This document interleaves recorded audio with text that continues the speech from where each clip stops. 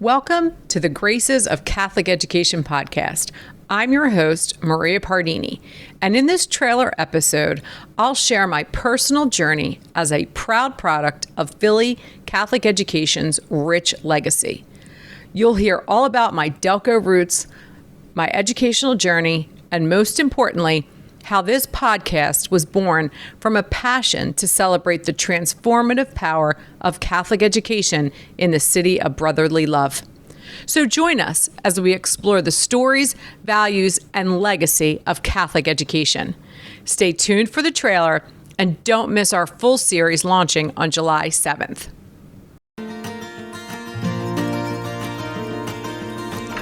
Hi, Philly faithful.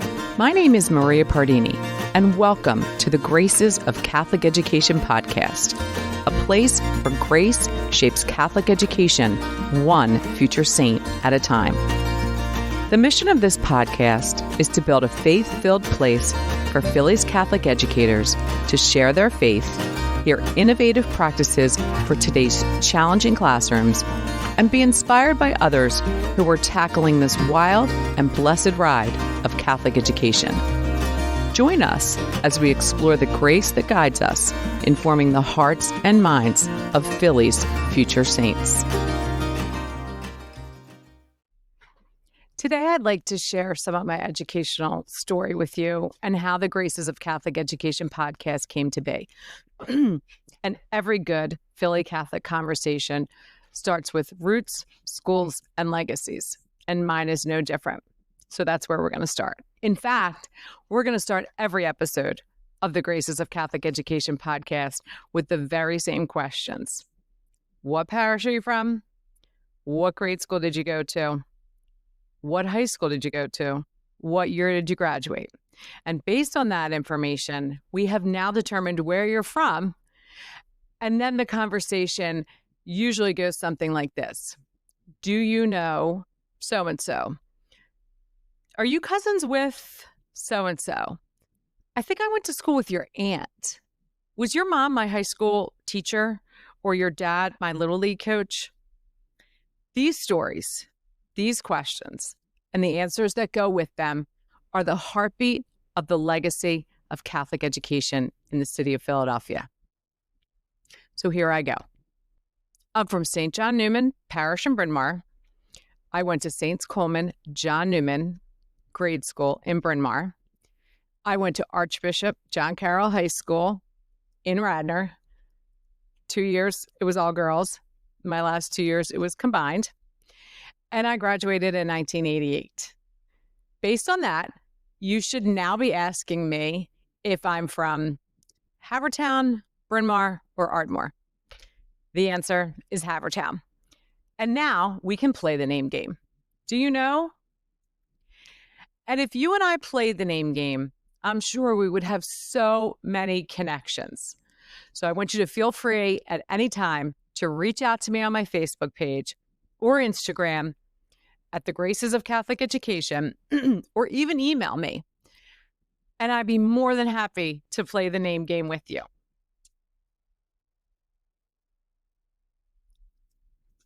We might jokingly refer to all of this as the name game. And I know for some people, it's probably super annoying, especially if you're not from this area. I know my first guest, Dr. McLaughlin, just rolls his eyes when it starts getting played. But I actually think it's more than a game. Like I mentioned before, it's part of our vernacular in Philly. It's how we not only identify ourselves, but it's how we connect ourselves to each other. And I think what it's really all about is legacy. Catholic education here isn't just about schools.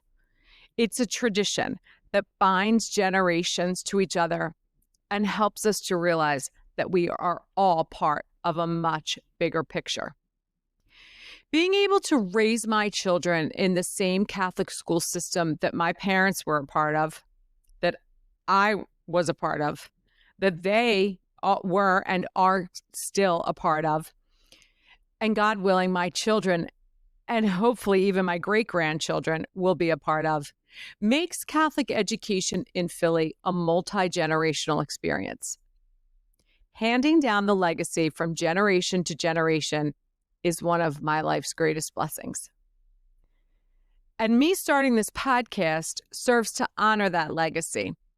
And hopefully it will give all the people who know and love education in this great city a place to come together and bear witness to the miracles that are happening in our schools every single day.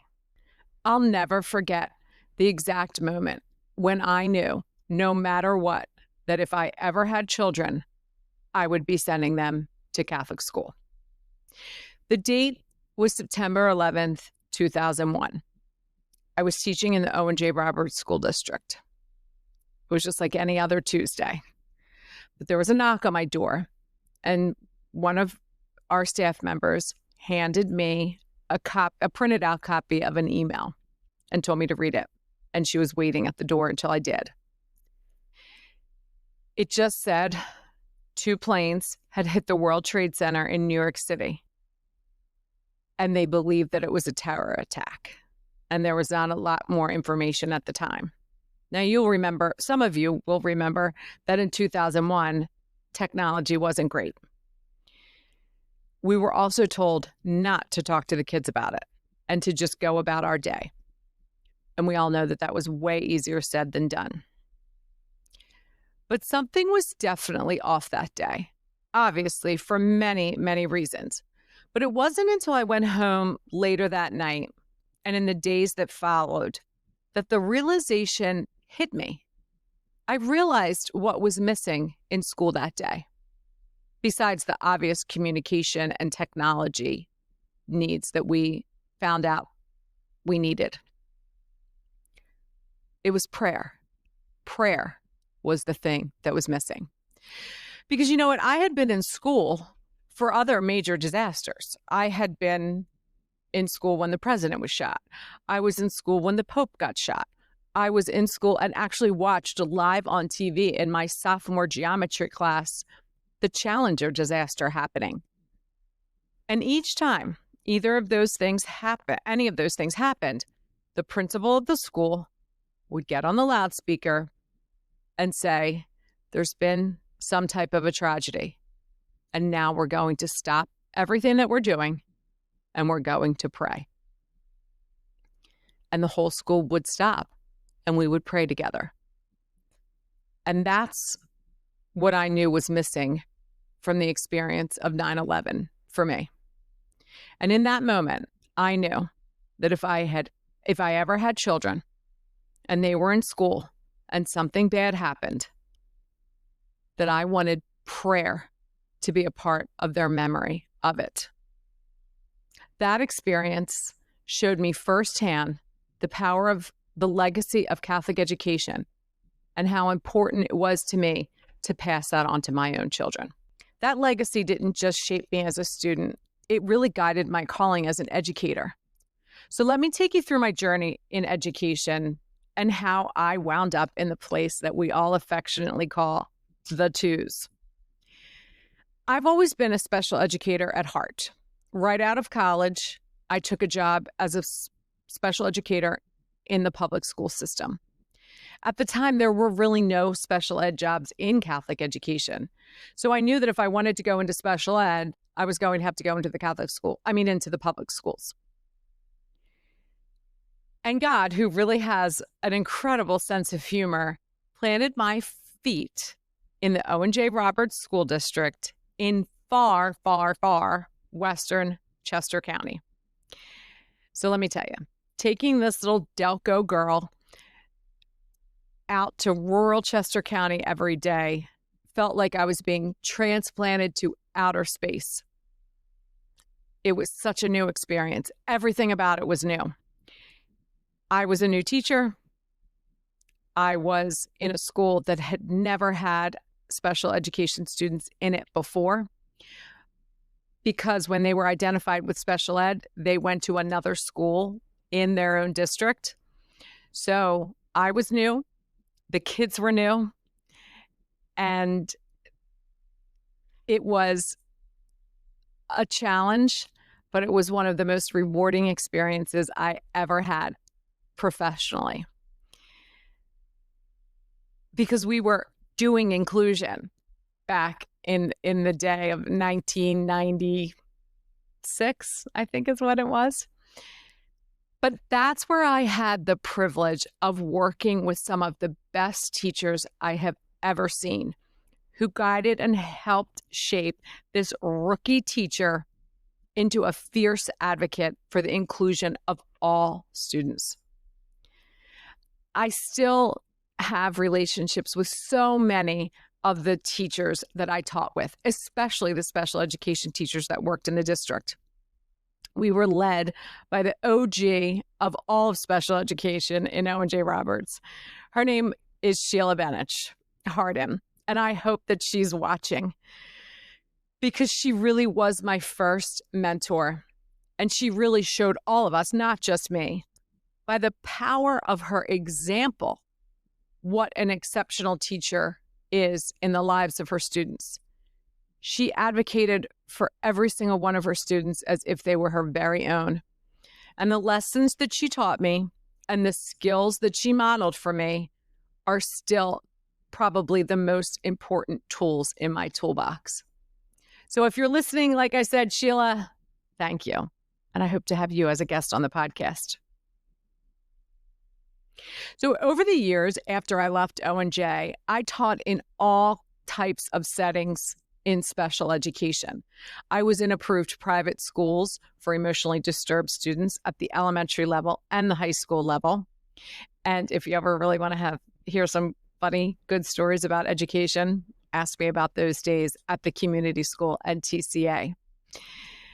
I taught in schools for multi-handicapped students, and I also taught in regular learning support classrooms within the regular education public schools.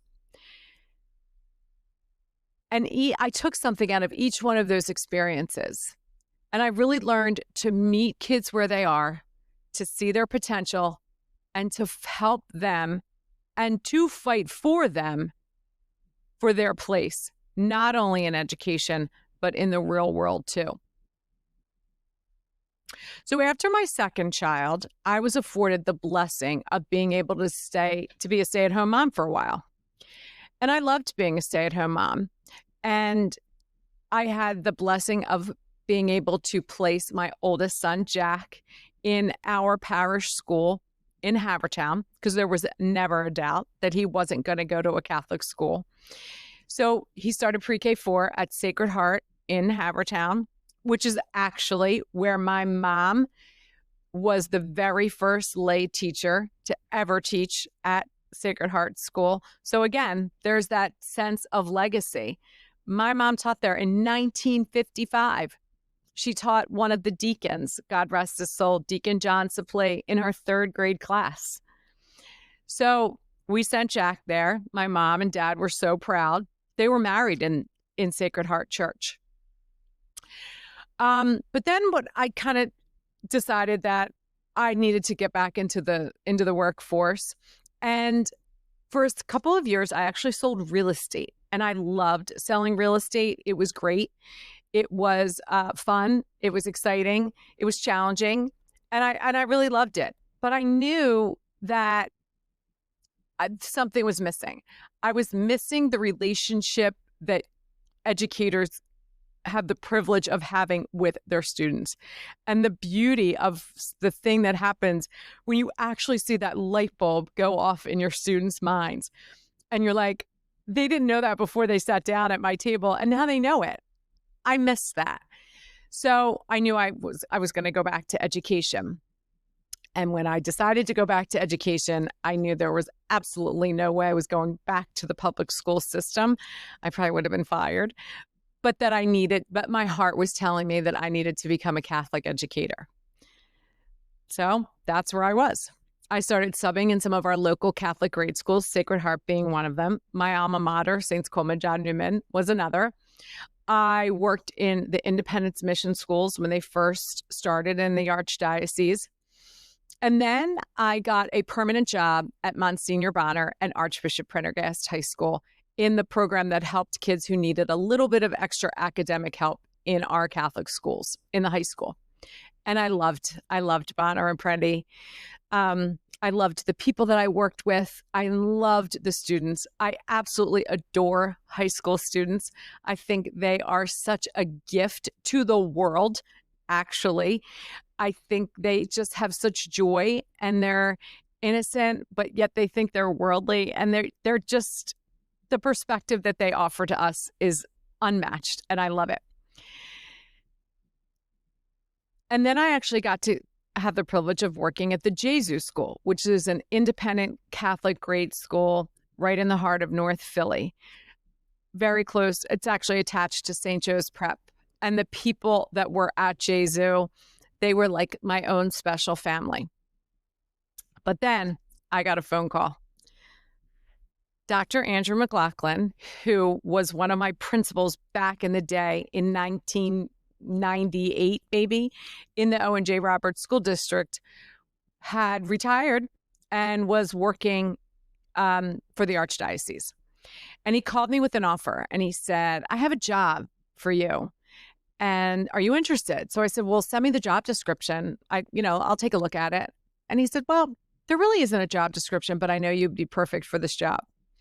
And after some prayer and some trust and some strong consideration, I thought, you know what? I agree. I think it would be a great fit for me. So this is how I explain my job within the Archdiocese of Philadelphia.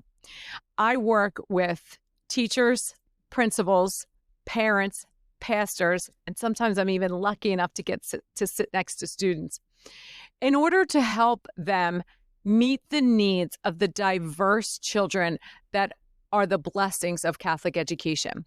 I get to help our schools become inclusive places where all children can have success.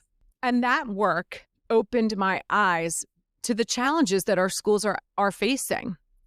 And it sparked an idea that really became the heart of the Graces of Catholic Education podcast.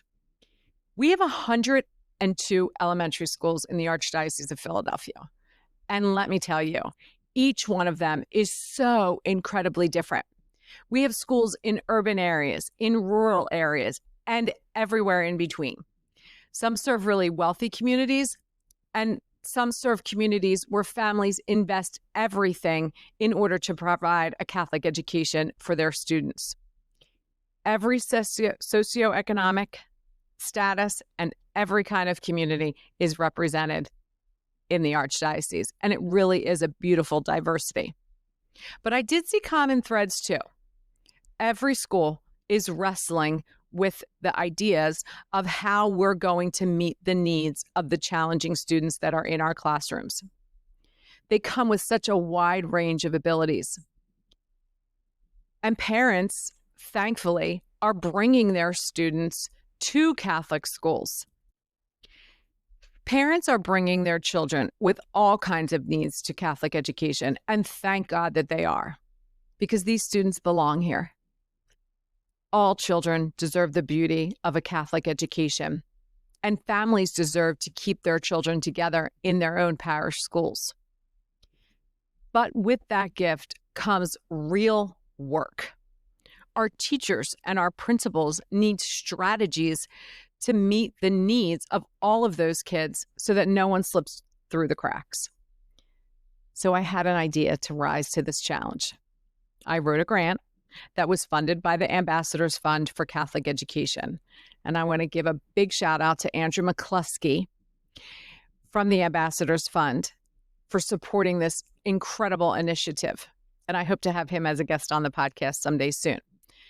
So it's a two-pronged plan to help transform our schools.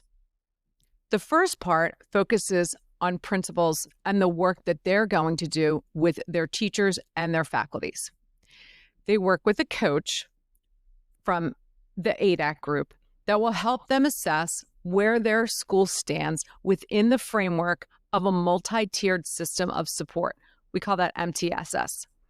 And it helps them create specific, measurable goals where they can build a system where every student gets what they need to be successful. The second part is about the teachers.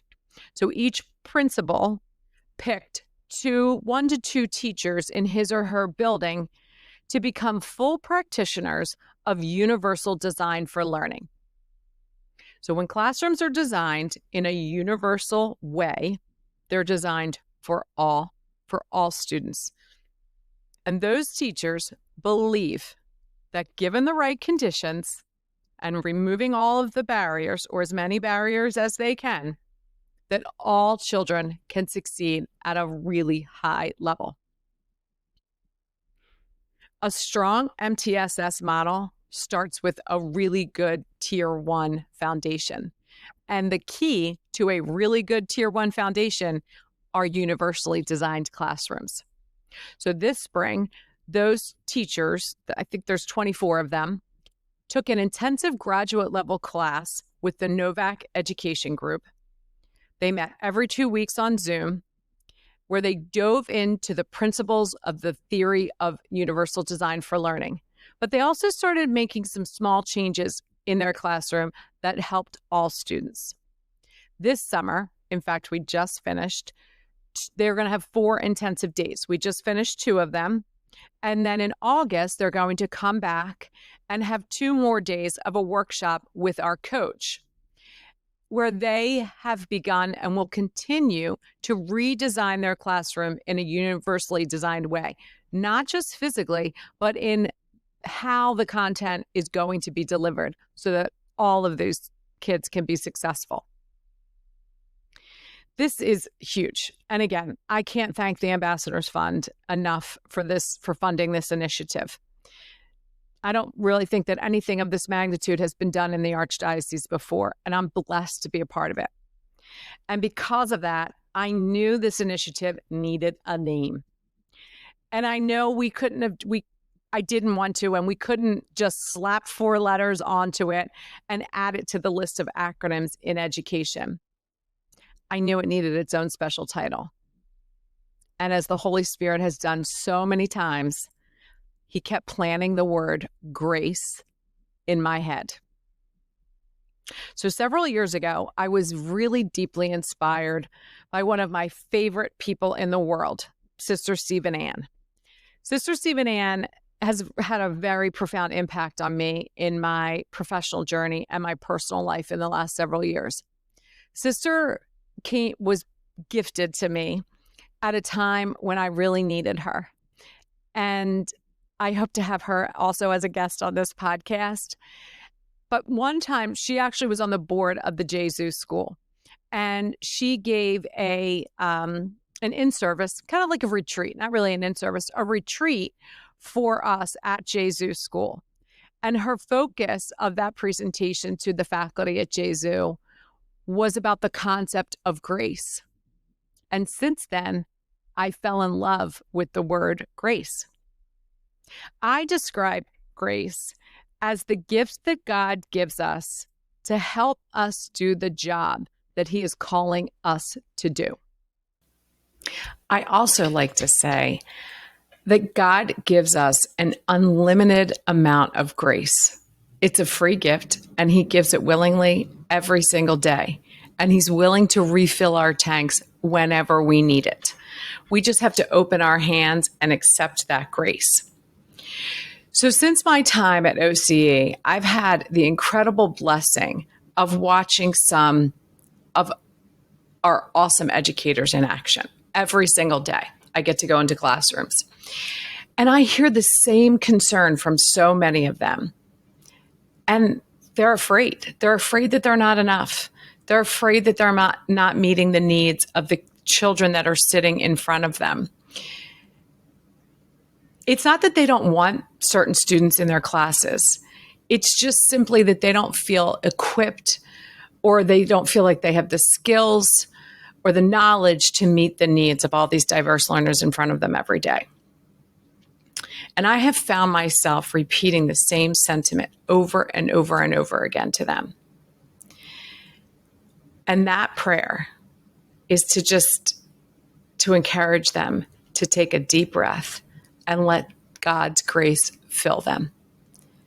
That they know that they're doing right by their students, and that they are enough, and that God put those students in their classrooms because he believes that they are the teacher for that child at that specific time. God puts us where he wants our feet planted. And my prayer is that teachers realize and understand that. And what will help them realize and understand that is God's grace. So that prayer shaped what came next. I kept coming back to this word grace. And so with a little help from AI and a whole lot of grace, I decided to call the initiative Project Graces. And I even got an acronym in there. So GRACE stands for, in my mind, Growing Resilient, Adaptable Catholic Educators and Students. GRACE. Then I felt another little nudge, and I'm assuming it was the Holy Spirit at work again. And that was to share the miracles that I have the privilege of witnessing every day when I'm in classrooms all over the Archdiocese. The stories of the teachers and the principals and all those selfless people who are part of the legacy of Catholic education here in the city of brotherly love. And that was that I should start a podcast. I actually didn't even realize that the Holy Spirit knew what podcasts were, but apparently he does. So with some prayer and a little more tech help, the Graces of Catholic Education podcast was born.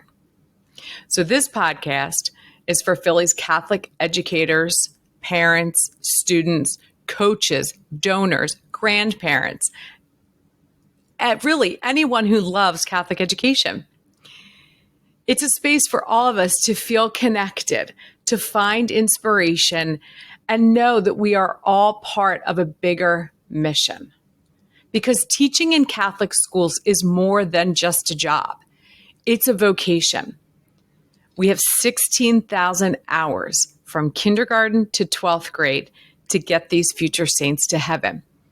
And hopefully this podcast will be a place where we can all celebrate this very important mission. Now, you're probably wondering what this podcast might be like from week to week. So here's a peek for what's in store. Every other week, I'll release a new episode to a month featuring voices from our Philly Catholic educational community. Teachers, parents, principals, students, administrators, and Catholic influencers who live this mission every day. We'll dive into the joys, wrestle with the challenges, and uncover the graces that fuel our work. Sharing practical, faith-filled ideas for classrooms and the hopes and dreams that our special guests have in mind for the future of Catholic education. Because if there's one thing I've realized in my tenure at the TWS, the future of Catholic education is bright. Every fifth episode or so, we're going to switch gears for a special edition. I like to call it the Philly Faith Legends. These episodes will feature someone who's given their entire life to the mission and vocation of Catholic education. Those unforgettable souls that we all know. And I'm sure you can picture one right now.